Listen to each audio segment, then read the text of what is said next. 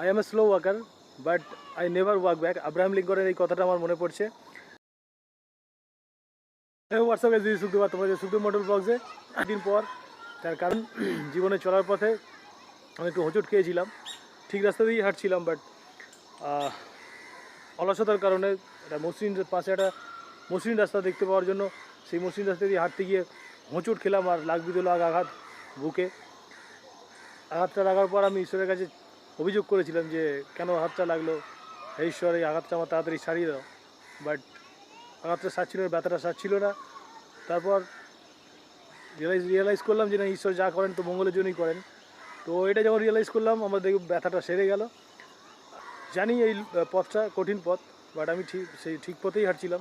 সামান্য একটু লক্ষ্যভ্রষ্ট হয়েছিলাম, সেই জন্য অলসতার কারণে মসৃণ রাস্তাটা ধরতে গেছিলাম। বাট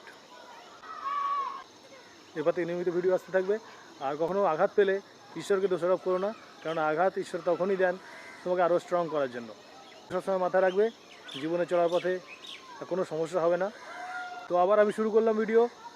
এরপর থেকে নিয়মিত ভিডিও আসতে থাকবে। 1K সাবস্ক্রাইবার অলরেডি পূরণ হয়ে গেছে, তার জন্য অসংখ্য ধন্যবাদ তোমাদের। তার সেলিব্রেশন ভিডিও খুব তাড়াতাড়ি আসতে চলেছে। এইভাবেই সাপোর্ট করতে থাকো, ভালোবাসতে থাকো, নিশ্চয়ই আরও ভালো ভালো ভিডিও আমি দিতে পারবো। এটা তোমরা আশা করি সাপোর্ট করবে আর আমার পাশে থাকবে। যেভাবে তোমরা ভালোবাসা দিয়ে আসছো এতদিন, নিশ্চয়ই পাশে থাকবে। আমি আবার নতুন করে শুরু করেছি। একটা ভুলের কারণে অনেকটা সময় নষ্ট হয়ে গেছে। জীবনটা থেমে থাকার নয়, থেমে থাকলে সব কিছু থেমে যাবে। I am a slow walker but I never walk back. Abraham লিঙ্কনের এই কথাটা আমার মনে পড়ছে। আমি ধীরে চলবো, কিন্তু পেছনে হটবো না, এগিয়ে চলতে হবে।